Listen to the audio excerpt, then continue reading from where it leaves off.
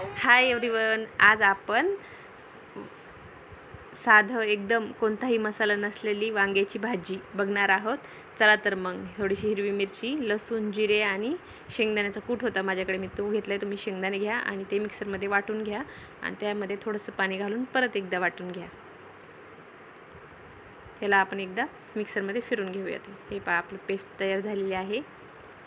जेव्हा आपल्याला काहीच मसाला खायचा इच्छा नसेल ना, तर तेव्हा हे वांगं खा, भाकरीसोबत पोळीसोबत छान लागतं। कुकरवरती मी तेल घातलेलं आहे, तुम्ही पॅनमध्ये पण बनवू शकता। मला झटपट बनवायचं होतं म्हणून मी कुकर घेतलेला आहे। त्या तेलात मी मोहरे टाकलेले आहेत फोडणीसाठी। आता थोडा लसूण आणि जिरे ठेचून घेतले होते ते टाकलेले आहेत। आता कढीपत्ता टाकते आणि एक हिरवी मिरची, माझ्याकडे होती ती घरची अवेलेबल झाडाला आलेली म्हणून मी ती टाकली आहे।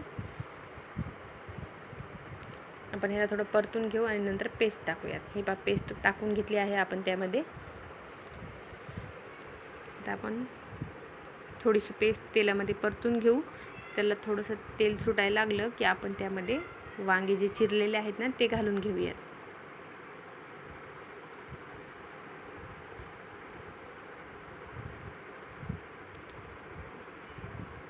थोडीशी हळद पण घालून घ्यायची आणि हे पहा, आपण वांगे टाकलेले आहेत। आता आपण हे वांगे थोडे तेलामध्ये मस्त फ्राय होऊन देऊ। तेलात थोडेसे शिजून घ्यायचे आणि त्यानंतर थोडं मीठ टाकायचं। आता मीठ टाकलं की छान त्याला पाणी थोडंफार सुटतं, त्यामध्ये थोडा वेळ शिजून घ्यायचे। नंतर आपण जे मसाल्याचं पाणी आहे ना मिक्सरमध्ये हे करून घेतलेलं ते टाकतोय, मिक्सर विसळून घेतलेलं।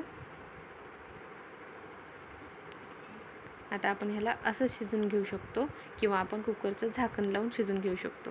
झटपट बनवायचं असेल तर तुम्ही कुकरमध्ये करू शकता, अदरवाईज असं शिजवलं तरी चालेल। कुकरमध्ये पटकन 2 मिनिटात होतं, असे 5 मिनिटं लागतात। चला, आपली भाजी तयार झालेली आहे। हे पहा, मस्त